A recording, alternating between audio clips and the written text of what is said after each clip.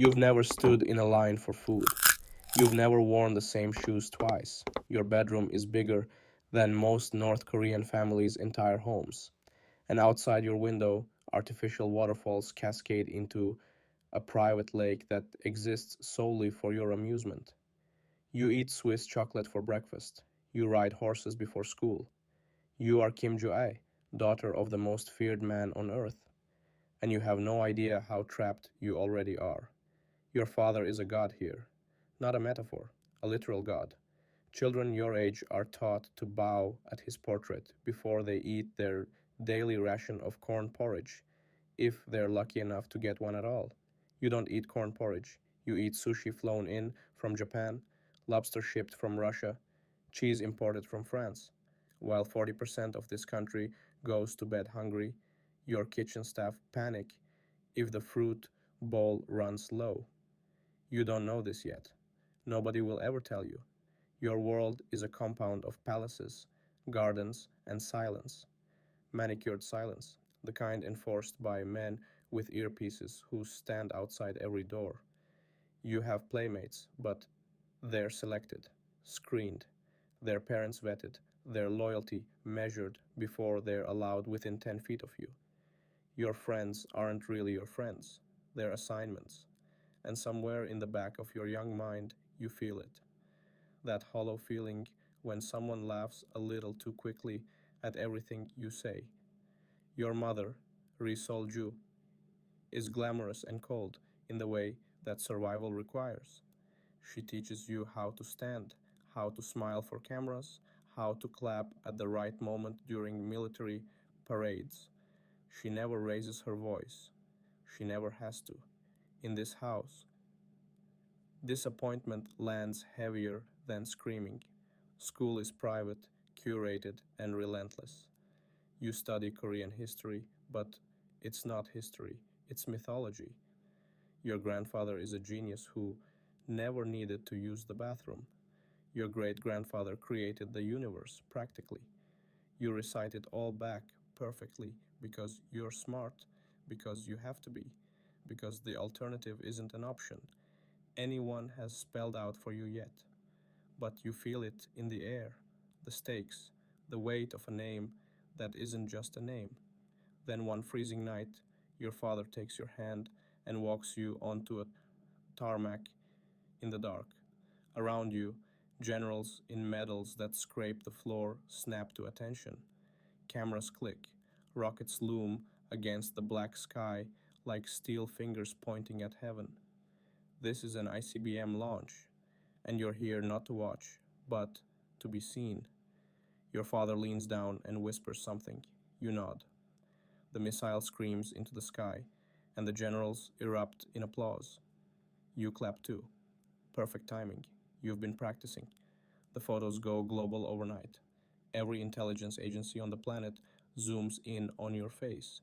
Analysts argue about what your presence means. You're eating breakfast when this is happening. You don't know yet that you are now a geopolitical symbol, whether you want to be or not. The schedule tightens. More appearances, more parades. You're photographed touring weapons factories, standing beside missile launchers, nodding at generals twice your age who bow their heads when you speak. They brief you on warhead yields, like other kids get briefed on homework assignments. You start offering opinions. The generals listen, or pretend to. You can't tell the difference yet, but you're learning. The palace life is dazzling and suffocating. You have everything, and you go nowhere. Outside these walls, this country is a locked box. No internet, no outside music, no foreign films, no truth. Citizens who tune into South Korean radio get sent to labor camps. Three generations of their family, too, grandmother, mother, newborn baby, all punished for one person's curiosity. You know this. You've been told this is justice. Part of you believes it because believing it is safer than questioning it. But you've seen things. Once, through a car window on a controlled drive, you saw children in the street, thin in a way that didn't look right, ribs visible through thin jackets in winter. Your handler redirected your gaze before you could stare too long. Nobody mentioned it, you didn't ask. You're already learning that some questions are doors you don't open. And now the word is circulating in whispers among the generals, the party officials, the men who orbit your father like nervous planets. Successor. The word lands on you like a stone dropped from a great height.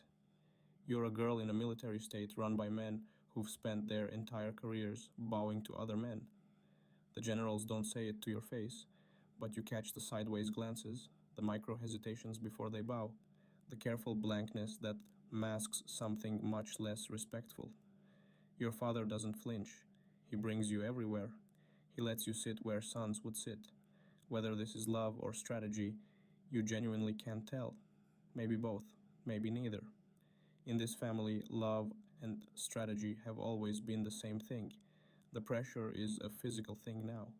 You feel it in your chest when you wake up. Every appearance must be flawless.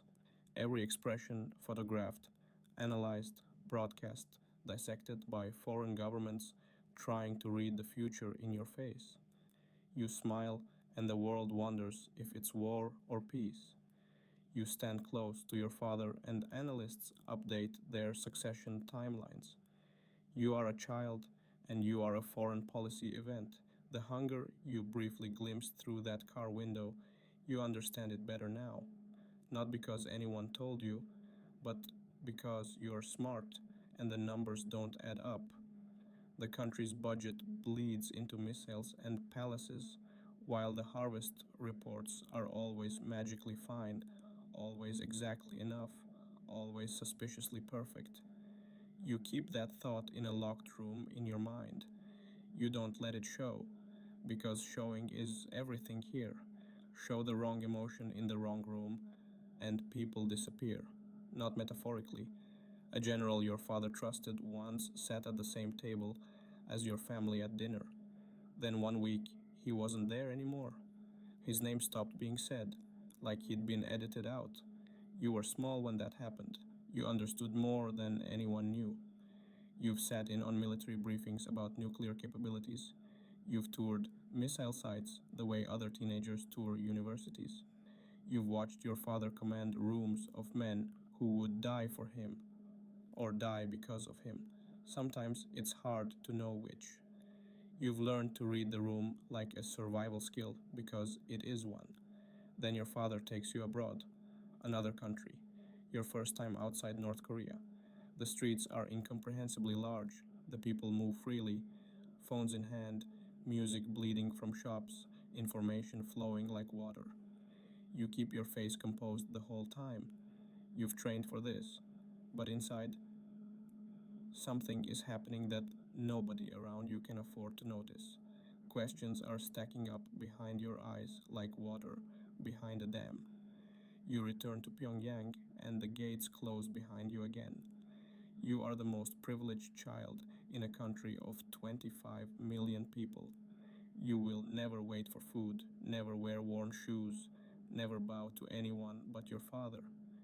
You will inherit a nuclear arsenal, a surveillance state, a population surviving on loyalty and fear. You will be handed a throne built on bones and told it is your birthright. And somewhere in the gilded silence of your palace bedroom, with its artificial waterfall and private lake and fruit bowl that's never allowed to run low, you lie awake at night, not because you're hungry, because you've seen that look in people's eyes. The careful blankness, the laugh that comes a half second too fast, the bow that's just a little too deep, and you can't tell anymore. In this country, in this family, in this life, whether anyone in the room is actually there with you or just afraid to leave.